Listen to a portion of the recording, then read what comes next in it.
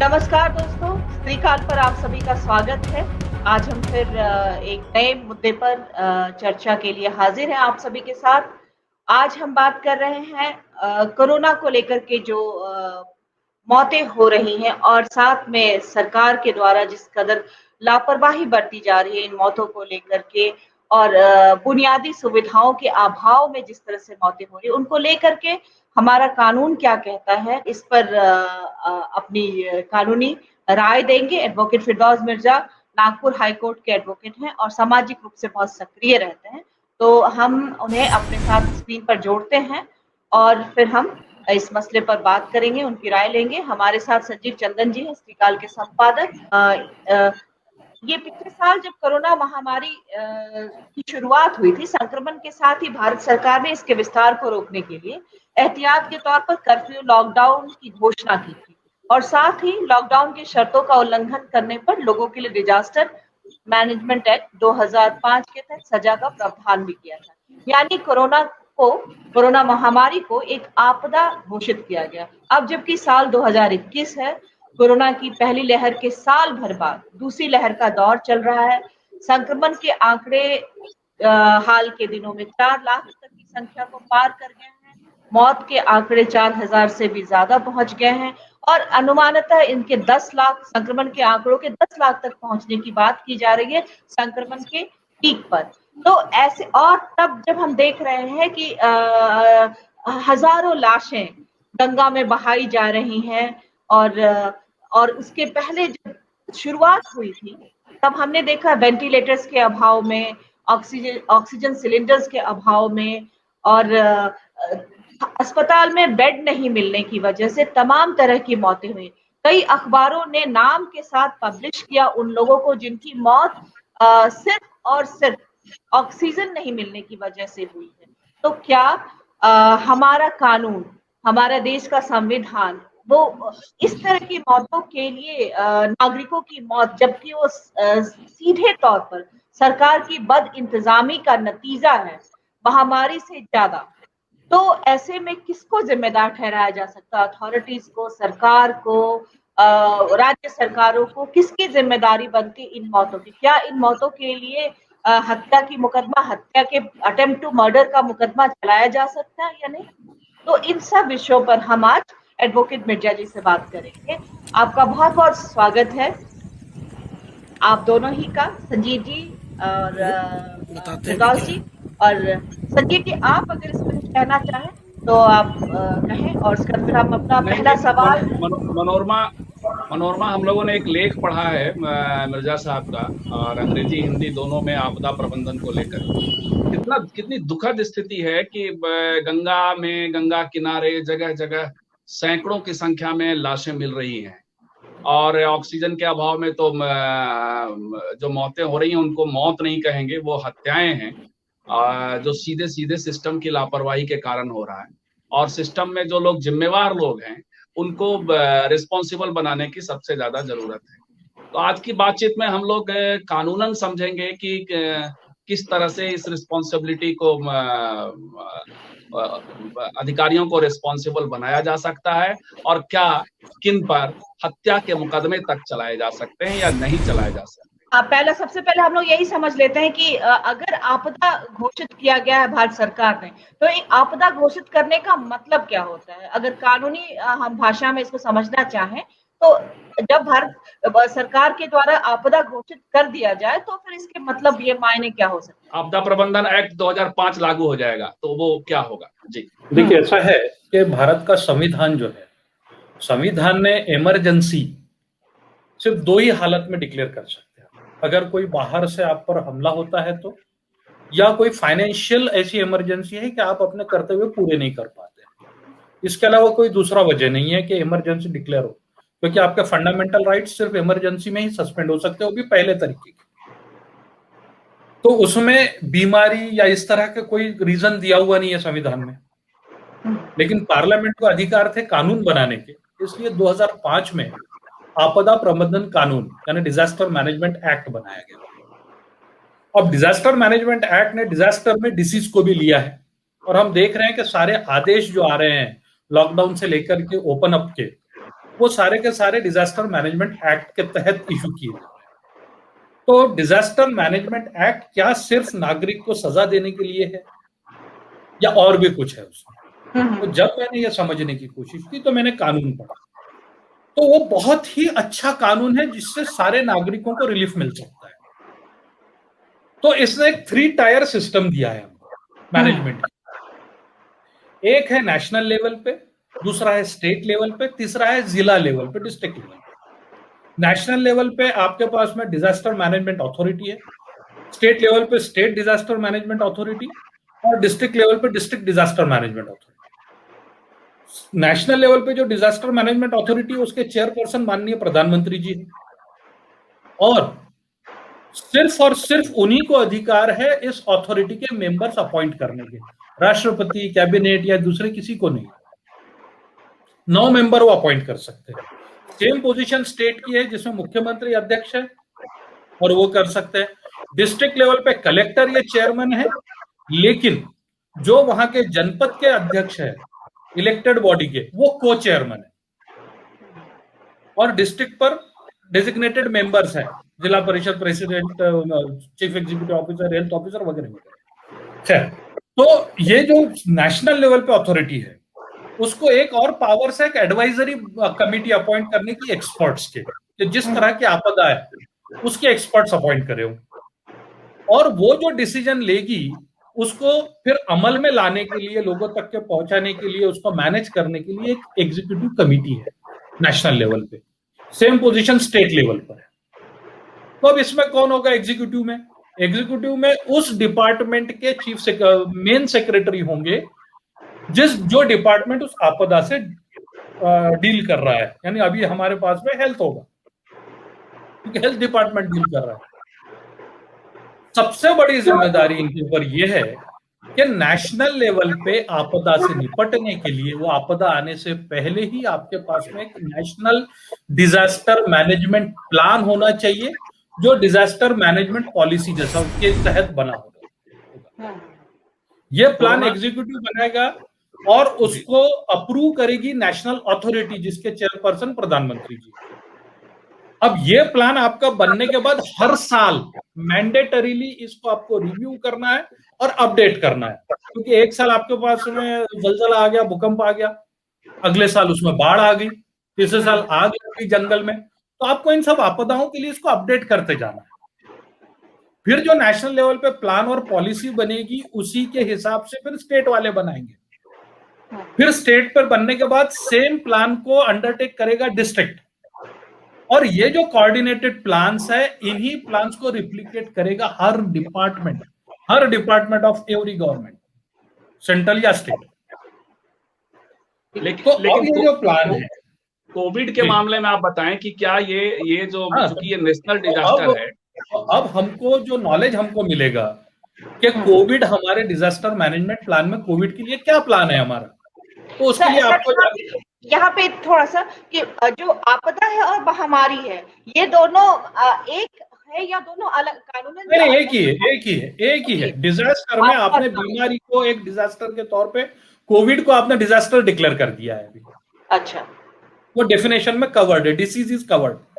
अच्छा, ठीक है। हाँ, तो अब आप, जब मैं नेशनल डिजास्टर मैनेजमेंट अथॉरिटी की ऑफिशियल वेबसाइट पर जाता हूं अभी, तो मुझे पता चलता है कि वहां सिर्फ 5 मेंबर है, 9 नहीं है, और उनमें से कोई भी मेडिकल बैकग्राउंड का नहीं है। वेबसाइट से पता नहीं चलता है। सेकेंडली, आपका कोई भी national disaster management plan Covid के लिए रिकॉर्ड पर नहीं है। जो डिजास्टर मैनेजमेंट प्लान है 2018-19 का है, जो 1920 और 2021 में अपडेट नहीं हुआ है। उस डिजास्टर मैनेजमेंट प्लान में जो आज आपके वेबसाइट पर अवेलेबल है, ऑफिशियल वेबसाइट पर, उसमें कोविड ये वर्ड नहीं है और इससे किस तरह से निपटा जाए ये नहीं है। तो जब नेशनल प्लान में नहीं है तो स्टेट प्लान से आप उम्मीद नहीं कर सकते। तो ये एक तरह से ये हो गया। ऐसे नेग्लिजेंस के लिए सजा क्या है? तो एक तरह से ये हो गया कि आपने कोविड के लिए कोई प्लान नहीं किया, आप जंग में विदाउट किसी प्लान के उतर गए। अब इसका एक दूसरा पार्ट है, संजीव जी, मैं आपके प्रश्न पे आ रहा हूं, एक आगे और पार्ट है। तो नेशनल अथॉरिटी का और एक अधिकार है कि अगर इसमें लोगों का फाइनेंशियल नुकसान हो रहा है तो वो लोन जो लिया है लोगों ने उसको वो आगे बढ़ाया जा सकता है, उसकी वसूली, उसका जो इंटरेस्ट रेट है वो कम किया जा सकता है या माफ भी किया जा सकता है और उनको फिर से खड़े होने के लिए लोन की सिफारिश भी नेशनल अथॉरिटी कर सकती है। एक्सट्रीम अर्जेंसी में अगर मीटिंग्स नहीं हो सक रही है नेशनल अथॉरिटी की तो अकेले प्रधानमंत्री जी पूरे डिसीजंस ले सकते हैं। फिर दो तरह के आपदा, एक तो आ रही है उसको रिस्पॉन्ड करना है, आपदा आ गई है उसका आपको ये मैनेजमेंट करना है, उसका मिटिगेशन करना है। ऐसे दो काम है आपके आगे। तो इन दोनों के लिए दो अलग अलग फंड्स का जिक्र है एक्ट में, national disaster response fund, national disaster mitigation fund, ये दो आपको फंड ऑफिशियल हमको वेबसाइट पर इन दोनों में से कोई भी फंड का कोई जिक्र नजर नहीं आता। पीएम केयर्स का जो फंड है उसका कोई भी प्रावधान इस कानून में नहीं है डिजास्टर मैनेजमेंट। तो अब ये जो प्लान बनाने की जिम्मेदारी, सर यहाँ पर एक और सवाल आता है, तो पीएम केयर्स और डिजास्टर मैनेजमेंट का फंड दोनों अलग अलग चीजें हैं। पीएम केयर्स डिजास्टर मैनेजमेंट के साथ जुड़ा हुआ है क्या?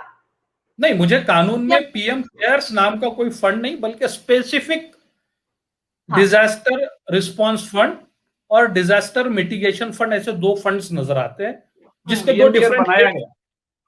पीएम केयर फंड को बनाया गया है। पीएम केयर फंड जो है वो इस एक्ट में नहीं है। नहीं।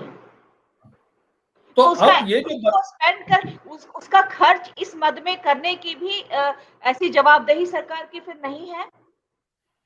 अब देखिए, जो चीज कानून में नहीं है, जो चीज कानून में नहीं है उसके एप्लीकेशन के बारे में हम कोई राय नहीं दे सकते। आप कोई गैर कानूनी काम कर लीजिए, वो किस तरीके से करना है, जब कानून में प्रावधान ही नहीं है आप कैसे भी कीजिए। लेकिन ये जो फंड होना चाहिए वो स्पेसिफिक फंड होना चाहिए, एक रिस्पांस देने के लिए किसी भी डिजास्टर को, दूसरा डिजास्टर के इफेक्ट्स को मिटिगेट करने के लिए। तो सर वो फंड हमको नजर नहीं आ रहे।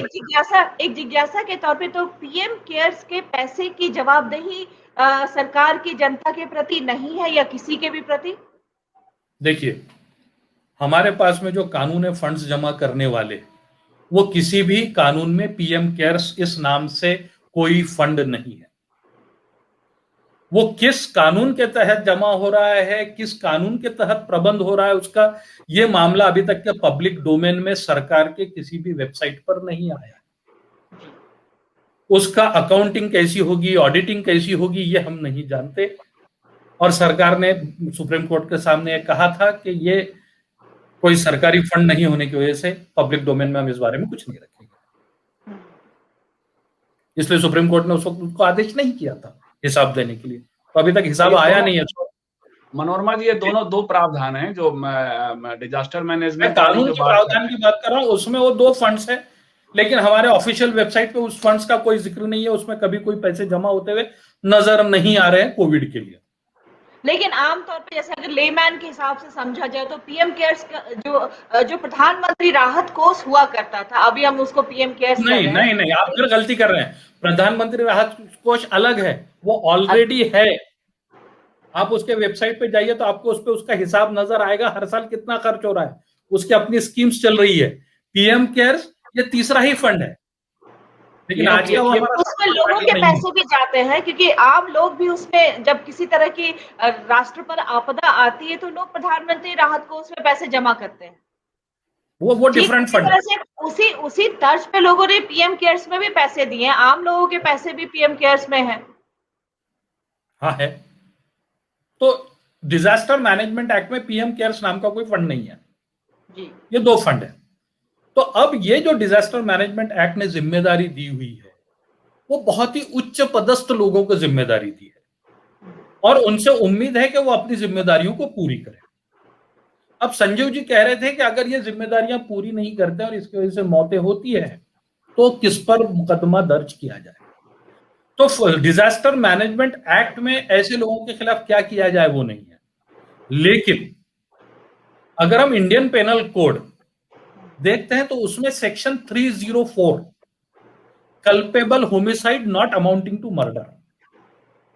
कि अगर आपको पता है कि आपका ऐसा नहीं करने से किसी की मौत हो सकती है, तो आपके ऊपर सेक्शन 304 में मुकदमा चलेगा, 10 साल की सजा का प्रावधान। तो क्या रास्ता बन रहा है, एक मिनट संजू जी, रोड बन जी। रहा है, उसमें एक बड़ा सा गड्ढा खोदा गया है, तो जो इंजीनियर है सुपरवाइज कर रहा है, उसकी जिम्मेदारी है कि उसको वो कवर करके रखे, एक साइन मार्क लगा के रखे कि जाएंगे तो आप संभल के जाइएगा, गड्ढा है आगे। अगर वो लगाने में नहीं, वो चूक जाता है वो जिम्मेदारी पूरी करने में, और कोई उस गड्ढे में गिर के मर जाता है, वो जानता था कि ऐसा होगा, तो उसके ऊपर 304 अप्लीकेबल होगा। यहां पे अगर वो मेंबर्स ऑफ दैट कमिटी दोनों भी, यानी हमारे एग्जीक्यूटिव कमेटी और अथॉरिटी, ये जानते हैं कि प्लान नहीं बनाने से ऑक्सीजन किस तरह से डिस्ट्रीब्यूट होगा, बेड्स किस तरह से हम इंक्रीज करेंगे, किस तरह से कोविड को हमको मैनेज करना है, इसके लिए अगर नेशनल प्लान बनाने की जिम्मेदारी है, आपने वो पूरी नहीं की और लोग मर रहे हैं उस कारण से, तो 304 ये में ऑफेंसेस रजिस्टर हो सकते हैं। तो आपके अनुसार जो रिस्पॉन्सिबिलिटी बनती है वो विभागों के सचिव, विभागों के अधिकारियों, हेल्थ विभाग के सचिव वगैरह की बनती है, लेकिन मोरल रिस्पॉन्सिबिलिटी, हेल्थ चूंकि स्टेट सब्जेक्ट है तो चीफ मिनिस्टर का भी, और डिजास्टर के समय में, पैंडेमिक के समय में चूंकि नेशनल रिस्पॉन्सिबिलिटी बनती है तो प्रधानमंत्री। तो क्या सीधे प्रधानमंत्री और सीधे मुख्यमंत्रियों पर ये 304 का मुकदमा नहीं किया जा सकता है? देखिए, ऐसा है कि कानून में जितने लोग जिम्मेदार हैं, वो प्रधानमंत्री भी है, वो चीफ मिनिस्टर भी है, वो सेक्रेटरीज भी है, अगर उन्होंने अपनी अपनी ड्यूटीज नहीं निभाई है तो उन पर यह मुकदमा दायर हो सकता है। मुकदमा नहीं, एफआईआर भी हो सकता है, पूरा प्रोसिक्यूशन चल सकता है। एक प्रोसिक्यूशन तो और दिखाई पड़ता है, जो गंगा किनारे जो लाशें हैं, यानी आप यदि प्रॉपर लास्ट रिचुअल नहीं करते हैं, जो इसमें परिवार की भूमिका होगी, हॉस्पिटलों की भूमिका, प्रॉपर इंक्वायरी ही नहीं है उस मसले का कि वो लाशें कहां से आ रही हैं, और आती हैं तो उसमें क्या धाराएं बनती हैं, उसमें क्या मुकदमा बनता है। देखिए, ऐसा है, आर्टिकल 21 जो है, राइट टू लाइफ, वो डिग्निफाइड लाइफ की बात करता है, और डिग्निफाइड लाइफ में डिग्निफाइड फ्यूनरल्स की भी बात करता है। तो आप यहां तो उसके मूलभूत अधिकारों को ही खत्म कर दिया आपने। और मुझे ऐसा लगता है कि आज हम फोकस करते हैं जो लोग जिंदा है उनको बचाने पर।